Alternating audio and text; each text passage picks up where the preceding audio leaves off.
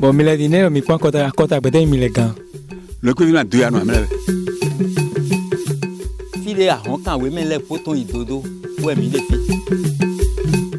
wa se tambe to te don e ke mi wa a ino village en passa dawo menu mi ku be ga do tanko de beneto me fi ma wa gbo to ko me be wa se tante don agbo me fi we na jijo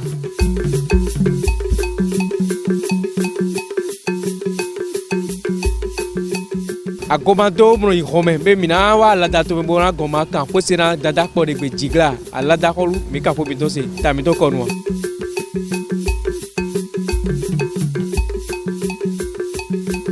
no iwa wa se tante ton e komizo dangbo kakawa do savalozi tokolo me savalovi sunu savalovi nyonu ne mi fogbo magandia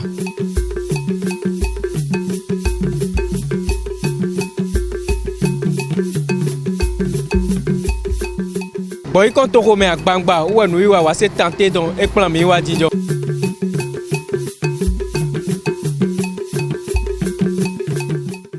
no iwa mi ton wa se tan e ke mi wa gre ko widazi tokolo me beto era we ponto Royal TV beneto le ndoro procuro mitole mi mede no yiwana no iwa miton wa se tan bon wele pepe nu kere mi no de vacances do mi na kane ko mi le nu de tan mi don ne ma buwe nu de tan boku pra do na peto ropo ne no te afon ne zane ku bero ko na yo wile kanu boyo alide jiwe na no alide jiwe na gbon alite ka gbon agbefi ne kara ka wile gbon lo na no gbero pere do de kana mlogo mbo gberi no na jidro na kaka uzi kanya ho do pro mitole di be azate to jindo ndoro pro mitole bi papa ta bro mi kudo kan o de me mi de yo e ndo pera ma o gbero to bo to pera ji bo dogbo ndo pera jikwe bo to pera yehwele do agbada je jo zando pe bo te to awon tin jere me wezo mo mi de aloka ma do fami do ji wezo mo mi de apoti mi opon no mitole ji gadi numbodo zumale moja yi gbona mi osule do ofifo ni no kuya mo do fifo mi don dagbe je nai dagbe lo meje wa gana no wazo mo mi na mo ton bo pon mi dada beto do po jagbe nude nde we ma ugbodo toro sekwe ono son na mi ro po ro plan wa gbe e ka jagbe kere angel le no kodo me wa gbe yo no plan meje gbe bonu bo aduna yi gbe de dada nde ana wa yi gbaji fi ana yi gbe don wacho bora wate kasino egbe jande alopon gomba eji kamero mo do alide ma isegon weno wa ndome do ne wa gbe fi baja ni wa gbe ne zo mo dida segbo me do kamero aso tewa nche bonjuru na wa ri pe me fi bezo do amekere alide yan gbo era gbo ne ma o ka blogo mole era ko nu pere do e ko be na pe wozu sisi vure na we do ene wezo bo e bule me ka yi gbeto lo mo do na do biba zin aleji benere tin bon mewi ko do mi to me yi dong le wi de zo ban do kaka lo boy ka ko bio se meto etin bidi akwa mo kono ko e mi na ke nu do ya santé don ji bon yi joro da ho lo pona mi me da ho prince o lo be wisi joro ya mi na ho mi kwa fo o ma o no gang babala mi delo mi do para ma o boro to beaucoup do ye hwelezo ye hwele na do na mi ni she bo azon na im kongamo nishe e yomi do wisi okuno prince owolobe bo me jimi bo dokunje bo zemi do vimi me fijo vi yeno yodo sama jese uno gan hosu aidi chewenu bo tinde on vige kanome merci beaucoup atia mi kwa bo mere ko bilelo e ganji oh mi kudo sebowa do mi se wendo mi do mi no ano popo do mi po mi ni kenu do hori ko de lewo de nka mo mi afon di ni review na mi awaji je do polo we na yin me de pipo mi gan o meleto oh wendo menu zin apa ko ye mi de ndo ko jele me zande do alopo ji kan me do alide ma isego eno wa do beto do atano me buka be no seje gan ga yi pe na yo a bu seje jan bio yo do le ya iyo bio wa ti we ya de nuba bon mewi dozi apakwe de apa mi le ton gon ka do alide aloje gen na ka ko bio se me don ne ka blo nu mo nkan ton gbon ni atan pe to gbo ka be wa mi gon ti to tele we mi ka so bloke me lobo ina mo nu kun je gbeze to kese Pas mon compte que mina que ndure santé non. Eh, merci beaucoup on gang gbagba e na chena we. O adangu gbogbo to le gbe me. Inoton. Yeton afa ko ino I jewe. Ba ino kan fa beton tin ba sona gbre do. Beton tin asina gbe ka bi asuna gbe. Ben no kambiro eteka saison. Trop wa fa ko ino drondo. E ka ja fa ko pele jai e na do ho. Da. Pele jai o na do ho. Pele ka jai ho di do e na do e na savo. E na hen fo dun le o. Ndele zongo ndele di gbegble. Bokono a savo. Bokono do yena le machine. Yele machine ni e na maison. Kabi le machine aside gbelo kabi asu de gbelo. Nous de saison et le moyen di o. E na mo vivo. Kabi na maison bokono y savone. Bokono mi o savo bo le mane. Mede ka le manalo. Kabi mede savone. Et c'est don yik bena no e savone na. Et c'est donc il be amandé des bo composer bo kusu bo lene amandé demain bo na tin dans mo 7 ans et na 27 ans et na vers ni do bo rien na bo do gogo odo bo wo ma yen do problème de mi do lo a bo kono ga traiter problème lo bo kono ga wa so mi dia When you know the who can be a quoi 100 000 quoi 200 000 millions de alors yano bokoro ma nyo fa bokoro nyo fa mille do problème no wa mi kon supo ben no mise en millions a mise en quoi 300 000 mise en quoi 200 000 bon y wa e mille bio e quoi le do comment tin ben no a be problème lo bon mi no do eyon blole boyi e ye godo mi don de bo mi no yoro se toche meji toche de yo dada ijike we no wedo selo e no fuye melosi gbezame kwepo mi gan fuye melo azono mi no besoin gan ou mi no besoin 23 ou soit à 0 ouais mi no besoin 23 je gan ou ya we me ebro 0 quand on peut dire quand on met ça met donc mino yiro melo se mino honde nundure mido toche wedo bo ze jonami bro nyini ze bo hun gbeto e de afesa gbeto de no ai tonje problème me we toche zan ye ga me ho ingaga ino ndile jodo ino jalo na vidi bedo enero côté de enero mise joami nano bon meje o kuno kan gbagbola beto la fait ça mino din dona melozin gbezan était vemelo était melo madu azon de gbledo nle du je doa e yo kabi amade we ye kusu kabi amade selema we kusu ameno gbezan no fon e yo vodun wewe de ren bo gbezan don dio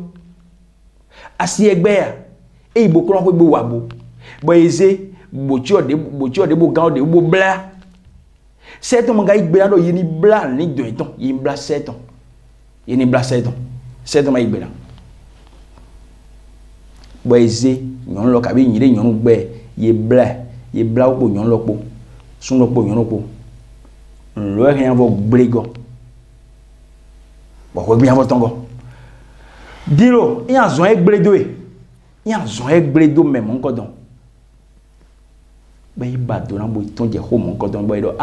nous les gbo be je mi le gombo wa mi le gombo bo mi le point bo mi le ye esprit le gon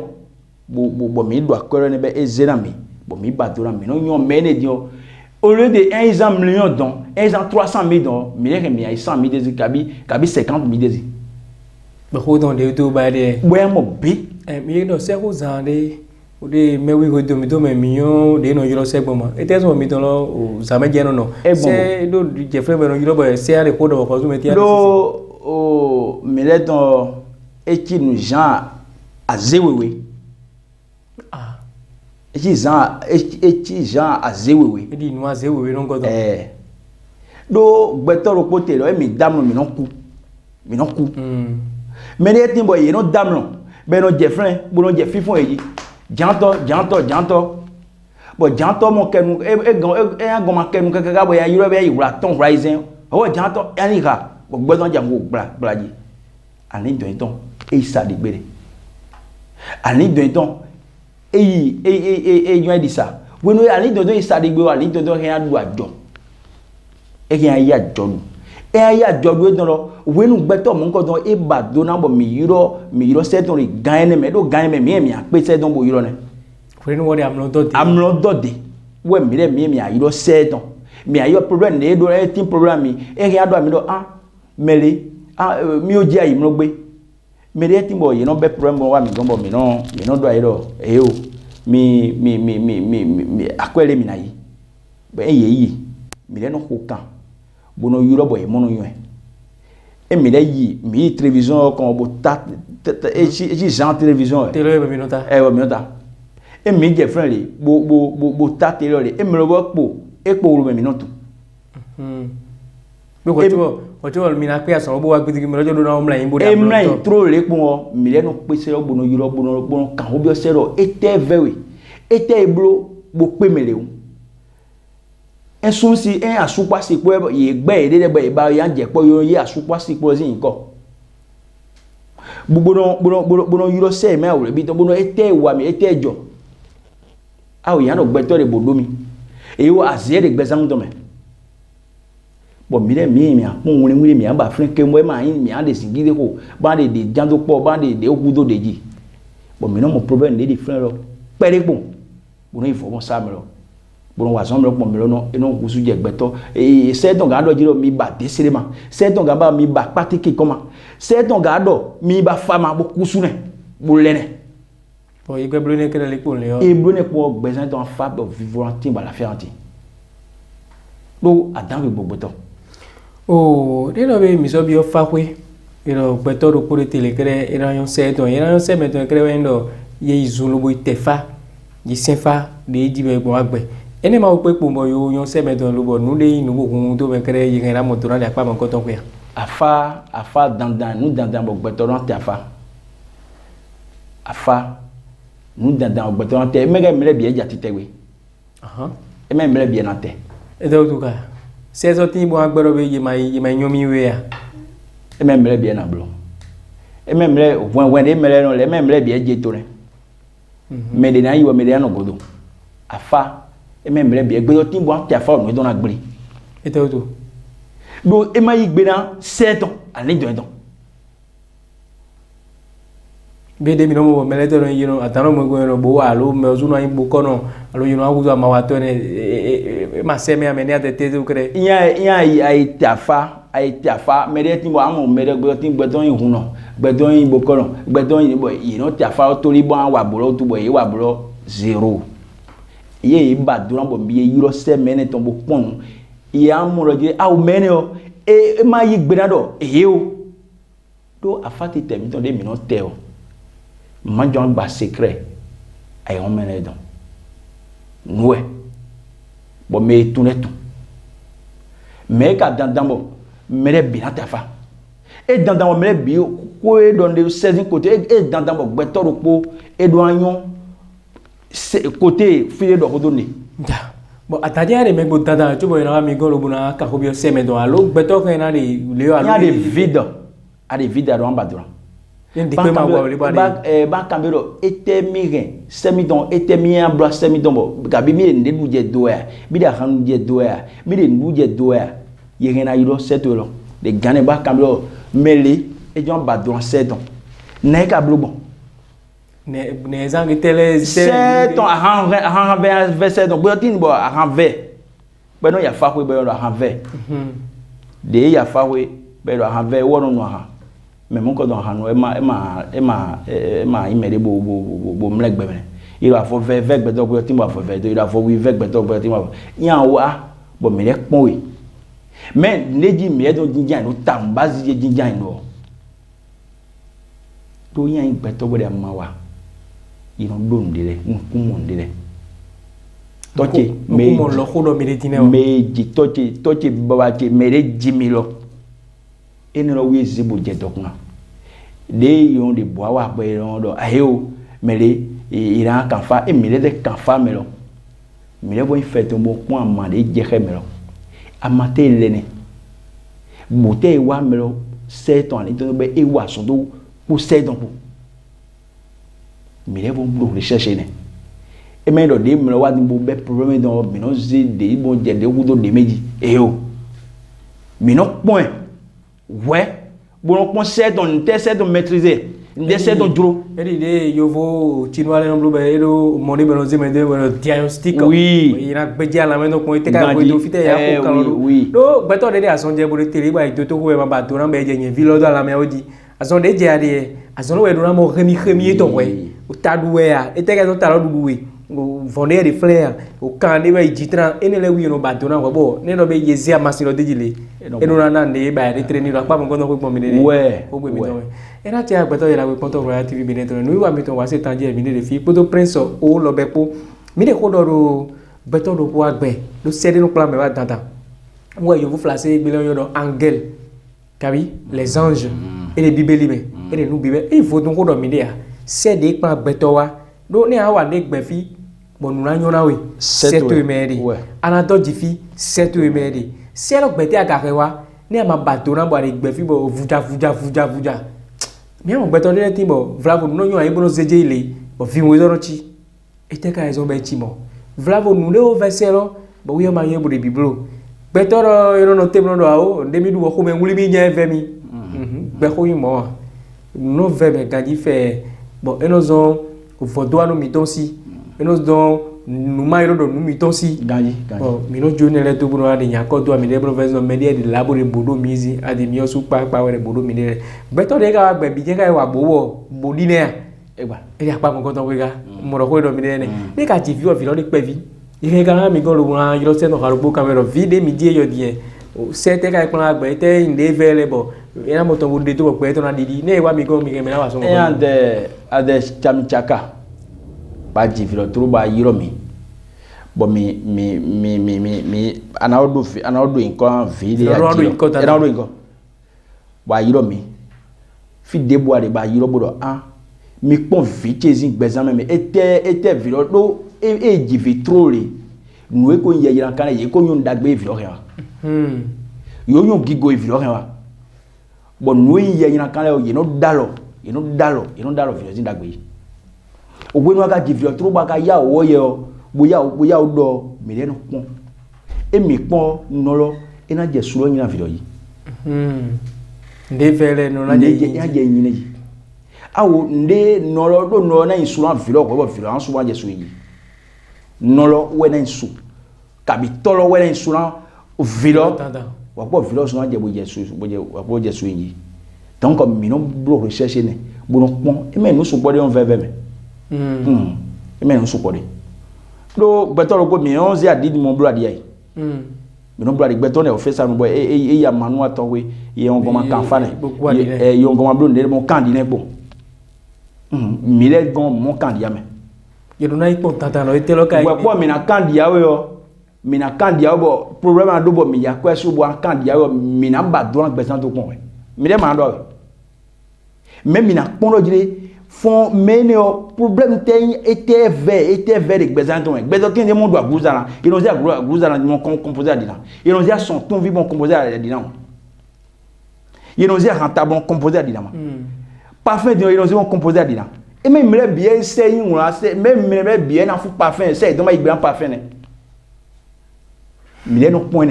mi no pon mo lo mene dio ye magasin parfum bo gwa di don na be na pa agama ye magasin agama do die dome e kan ya makpo ne kpo we ze kpo bo so kpo bo adi mi no gwa adi mi ogu na ene adi lo pa e fe mi lo kpo ma gbe tin bo e magan le koto e magan le ganadi e magan la di wi ba di mi ton yovodi we do so bo do ma de kpo mbe dan le bo abie ton aze po peto de ka mi pon ni bo Togo do le bon do bo supo a ouvert meto de mi le ko do kan we ni beto so o mo wi de me di bu kan de Togo do bo na ouvert mon koto me ne no la bo te kan se do bu do yin ko e do mi ke mi a wa so de te obi le bo e ke na mo wi de me beto tin di fois passé semaine les ouais donc beto yo maison irotome de yon si pero ha do mi do problème assumi donc pas assumi mi pas assumi donc be problème tout ça là bon mi o bon boko on fait donc boko ma en fide bon yo ya quoi plus de 1 million ici yo y quoi 200 000 mais quoi de mais voit do hojene de yiro mi ndaro ni mo quoi les amis bedo ha mi o san quoi les gars non le prince do ma ga wa de bon OK ndo ni bo chi wi bon y fait tout mais quand on bien toqué mais dit bo y fait tout bo y résoudre mais bo pon lo les mon ndire ne donc on ndo ni bandele bo bla des bla ma do sun opo nyalo e débloquer ni e ze numéro dans le bibilo au face di e bloquer le bibili fi nyare po moto mere bo yi mo e yo kondo no yo so na yo bodo alo mele de mo après do e ma ze nyen wewe yo bodo alo prince ah do asumi no yo mi di me bono boya après do de yesu se mo ba mo oui nge so wazu e sans wazu e wa bono do me do nulo de yiro nka ho bi outu mais no mai do akpo desi de ja ko examen be ko des gens e un gam million ba examen e un gam million ba examen be vo mo client de vous na me ma ya ko desi do de ndo akko ne do mo san ko e o san ko tole lo ka pe pare mais de nga blo ne nwa du de un gam e ni ji e ni pacha bondo no le ve ni ma duwe e de lo du pa so po e ma to gboro po gbere bedo nboe mi fi de pon bedo ko mon ko mi bondo yinya no ni vo fan nle ma du e do mi yin wa tan e ma ti afane e ma ya afane bugase donc comme do pana mesene mene di o de friend di bo in US do di bo do ko le tin di o nde ason le awa di jon wa fun le di o et moins d'un quoi que non c'est donc des problèmes bon de horo mi de ni mi ro prono ge si dia ne no blo boy bo beto do bi ba di mo na do mo han le o même Willepsi toche babache ay jike wona do inde do ni akpacha me de me mo kunje akpacha be ran ha agbegbe kun to mo do agbegbe ne ayo mo sa agbate on sa agbate no yiro mi do e mo sa ne e sa kaka ya pode donc tochiro e duene buena enanye prince owolobe bodo ene ekpen holo de wa ku we friend bo wa holo we na yiro mbodo mimo prince bo nyen no gérer côté friend no ne be ma di gbedo bi ma di dogba ma o ma di no kete bo ma o do back mo ma lo so se achene do ma lo so se do bodo moedo amblo do ma o mo roje comme des gens des on ga gbagbola de feni awa gbebo divi bo a divi be e ya ton ka be ya izemo ba ji encore de vere o boze me do aso me boze me do file bodo vigile enwa jo bon wa tronfi mi ko mrambo pe mele don e mi do mo no yo mi je na sio mi we ma o mi ton de dagbe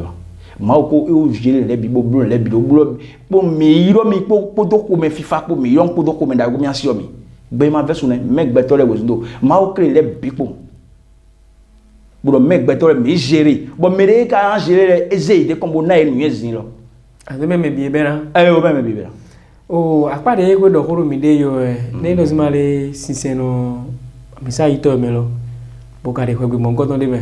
bo e maka juna kanfa maka juna zo wabu e ka mi go krege na yege na pa mi do ko ya do de mi go mi na keche lo me pede ami o do bedele tin bo de ya de hunu bo ko ware ko me alo nya ba de to ndeji ya ba do ba mi fe do fonu je ne lo zombo ne le sinsen pe de akpa mi le ton ko ne no igbo mi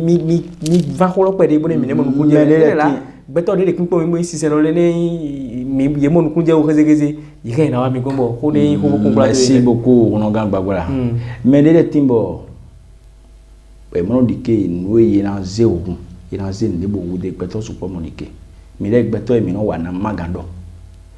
me toche me jimi bonami ache bonami huno mazan le gbe mi don mi ni pon loje emi wa tron fi na ejan chiaji bon des ans mere bi mo di ke nu donu nous aidons nous dit mais enelo ma wena toche de hodo mi de di selo ma wena wene no ma we créer le bia iboga se gbeto de comme baba mi donne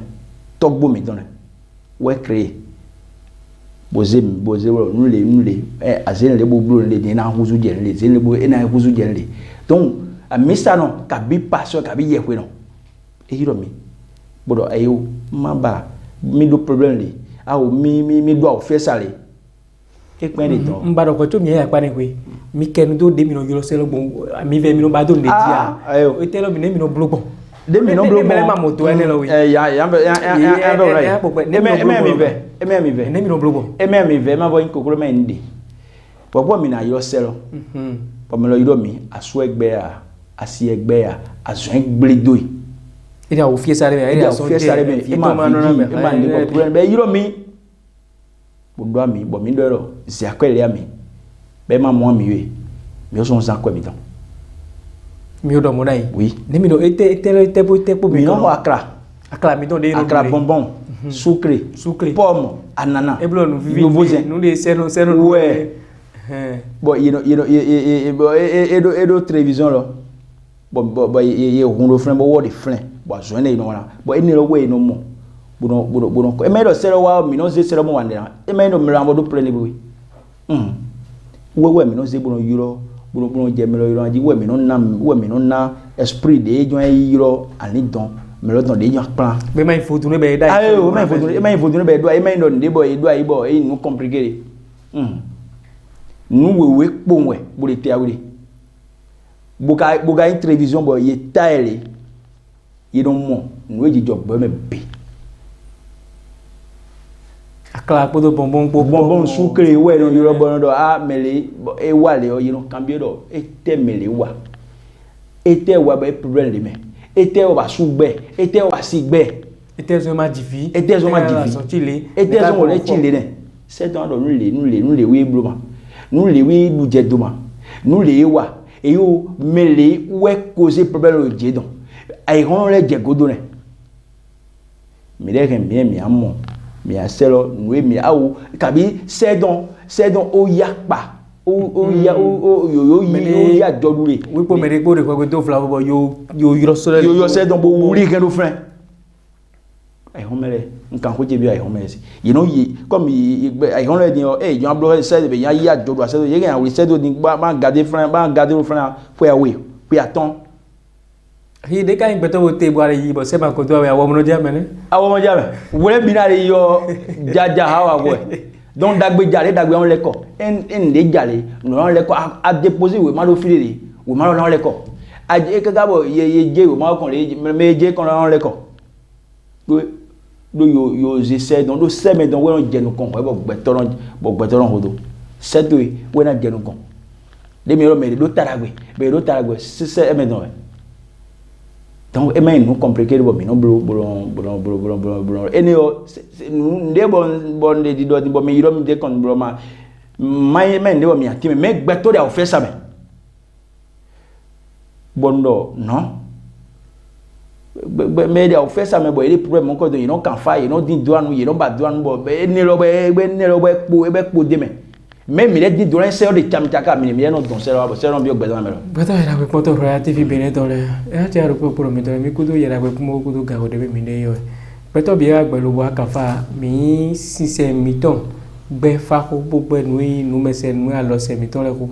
e yo di minato mo nu kun je me kere e yin fodo no be do ayiya akare o ve me kere are ara kan ko bi o se do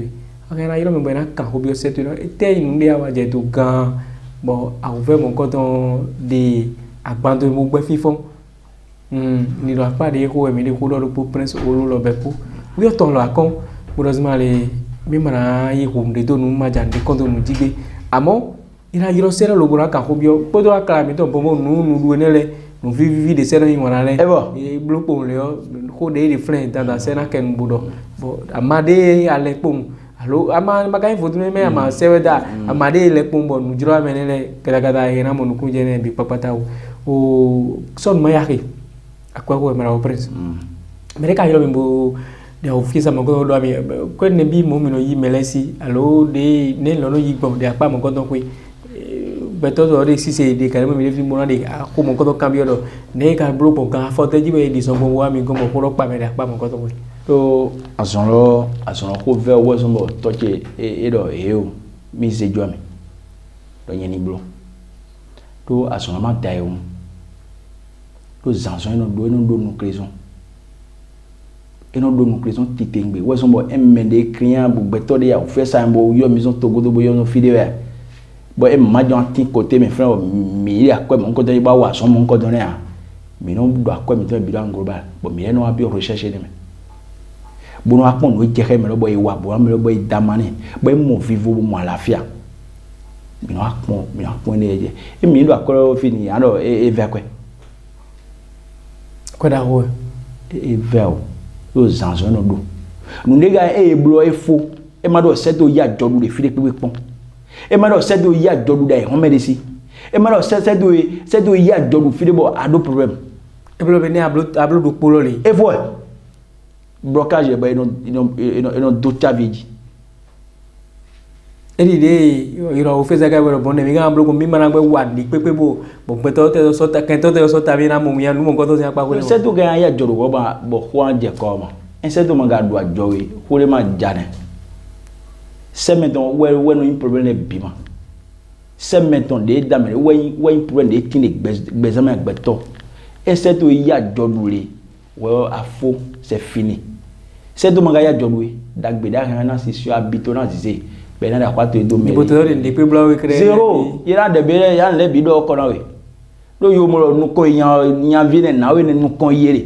ye gbo le bi asu ni gbe asu ma gbe ye gbo le asi ni gbe asi ma gbe donc c'est ton we na protéger bon na yo donc ma ga do mi do akwelo lo fi ya me jere era te ado procuro mi dole tanda me wede ba do na yo setu yi buna yo de vewe bon nu de setu do awro mablo ni do ne do be azigbonji gbomo ojo beto te don le na pe we di de do press olo be era fe o pede do se ya jodu bueno ipla me ton beto area de ason beje be no be bo me bi no jijele area de beto me gaji fe jo ma be jo ma mablo de pe akini ma setu ma yine setu ma yine e de mo tanta me de bo mi do na yo se ado yo setu je tanta we no ayo goto bo nu de do ani blu de biblo de yi de sondi bo yi ya pon we mo jo to ni ro apa mo ko to we do ko to mi de bi ye we ma gbe mo ga do sune gbe me no simple de gbe me vividi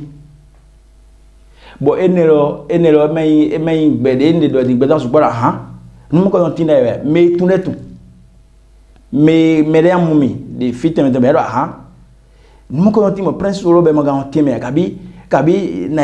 mi de ton e mo mambala na o ti me de jimi gbe do yi ma do we bondo yo gbeto yi problem do gbeto tin bo we fiancé mi do gof lo mi azankwe mi azankwe ko do pobo yina do kodo sene lo bo pa ji gbe me de wa je gbe ni nu jijo bon biero je na mi ma de ton to vire bonu ye ni kodo ba pon je na yanji donc wazon do ma do akwero to ji gbangbam e probablement na nyene bo yena wa mi go ite la bo yiro mi kre mi la lo we mi no gbe le ta ma mi le mo yiro sero de menu kumele ne mi lo do amla intanta e de te ma pe we e do amla e do andam tanda e mo ne ga mi go do mi lo bon meri ba ka mo wa mi go do mi lo yan le ka ba ka ma mi ablo ma lo se to bo gbenne a so mo go to mi ga mi ayi wa mi ke mo to ti mere jimi ya abi okoro gbe so amoro fi no wa nu yan ya de yan abi friend fi no bon file no wa nunya nyale nya biofren nya vo mo me melozo nya mo melote me no wa nunya nya mo ete nya mo eno gbonfo nga me no wa dagbe lo ete e pede me fe eno acho wi de no tibi no fa dagbe wi no wa gbeton ton bono me le yi ni wa le he mi no gbe yi no be me no te de mi no gbe côté ne mon wa sonner de côté ne gbeto mi no dans les côtés ne gbeto mi no sauver des côtés de l'ennemi do ho ne mais des problèmes do mais ya sougbe mais ya son do problème do mais ya fait ça mais ya son jet et ne du e qui créer ne be ya son jet o ma to e ke na do ndu te e ke na do ne du te wa son he na gbo be na do ma son ne gbeto de ya so je bo de fi bo mi ano e de ku podo gbe po cheche bo asono mai kodo mai nuko ne yiro se don alors que na pe we to be na so gbe mais ne de problème do mo wo comme yo se don bo se don yo tunzo kaga bo de po ma opo e ma opo so bo wa yo chu fun bi yo chu fun no bo kon de ma dade o ko ronaldo même mi do alors popular do que o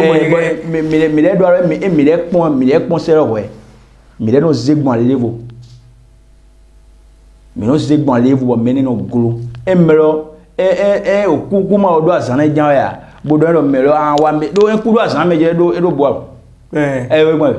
enku yo le bo wa gbon yi enku do asana me ye ke na se seto bo se se bo kuran do asana we ba ne ko ne seto ye wuli alo seto do apa bo yo black to ko seto po ku do asana ye wa mi gan mi na yiya bo ye ke agbe go agbe alo de ku do asana e ma do alo de o ku bodo ma o ko no vie ku bodo ma o de dagbe po no vie yi on de hodo alo me 24 heures 24 heures en ku jan wa no bi ogbe mama o de dagbe bo re so gbe yan o mi do besoin don enejo sekure ne sekure ko don fo le d'accord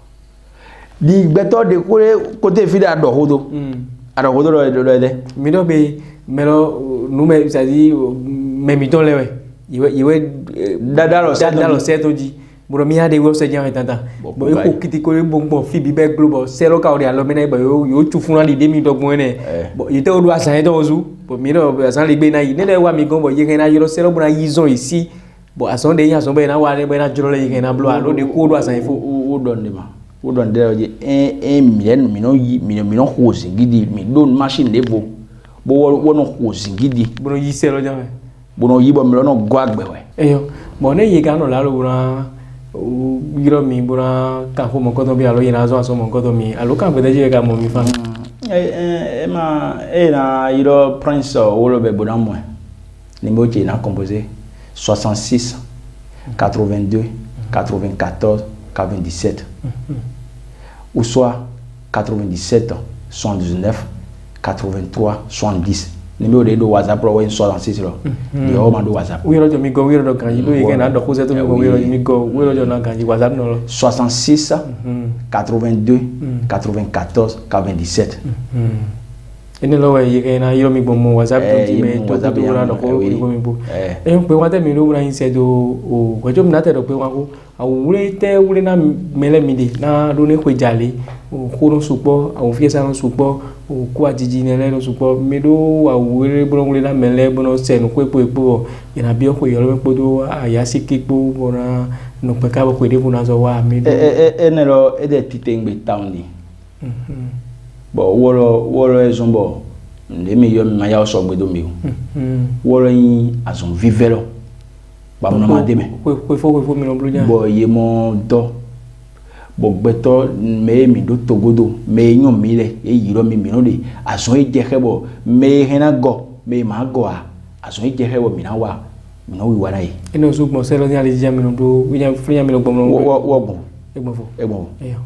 egbo do se yiro stezin côté wo ma in de bo dai hu e men de kon ino yigidi ayo amno ama dam no bo wan kene amro men ko jan son e amro men ko jan son ton men jeune de ko gbe la men u jan gbe son lo ton yen sun wo yi nga bo je fi na je din o mais on se jo me de kun sin ala mena ton mi ni so to Foisin do en foija. Nous na kan le yi no fo awon do inte. Gbigbo yin na kan le yi no chite. Bon je nto sinti wonu we do yo povle. Bo nu maka accident no jijo. Beto on fo ajiji mon ku, beto on ku mi ku toku. Donc me do a son vivere bo mi. Tama de me trop ni. Do mondam. Do mi no de kan ho do beneto di na toro na no bon. Na me nyoele na no bon. Na we me yin tonukun président to don na no bon. Me bodo we don na no bon. Yon de kan le ho. Mon fifa kan ho. Me se po mi le edo titolo mi no topo epo. Mais mon côté na mi no bloc mo fay. Mais mon côté ndo talé mi on le tana me de. Mi ga le ta mi on me ne le. Bo amade mi on 12. Mi on do ma do se ho da ya. E bro me de na do tali lezi au le yo yoro se don lewe ma le we do na no composé o me de mi manyu be no la bo juro na no no iwa na si teme buran le ajiji me bon wa yire yan le o pomo ye yire yan le ta don pomo ye burai bon ye donc e pando ye no we na ma ka pando ye no wi lo le be we même mi nyu le bo ye gbeto bo mi nyu me le gbeto san we ja do e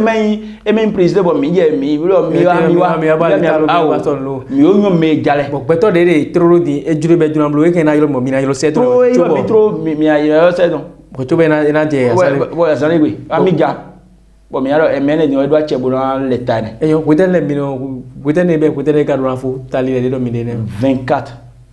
mi blonde 24 décembre 24 décembre mi aro o nozi quiza 24 ro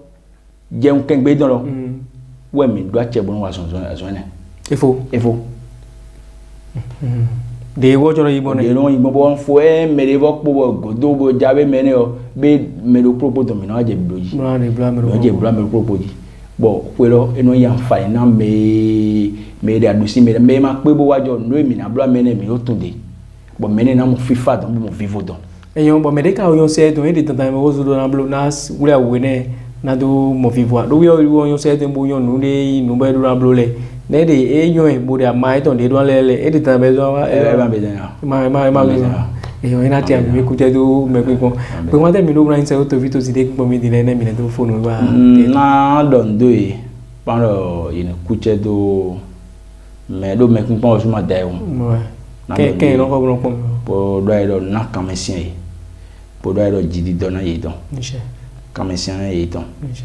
don noi mbo ye yin kan le ma pe ye o nse noi yan wa yan kan le ma pe ye o nse noi dagbele we na ba ipon nse to ngbeto jome do ina vo gbeto jome do ina vo ete ma ro so da gbeto boga ofo no ne ro fere na mo donc gbeto le ko so gbeto godo mi na vo donc bi o jidi do na ye bo bi ala fie na ye bo bi o yipo gigopo na ye bo la son tenamle me pe pon mi le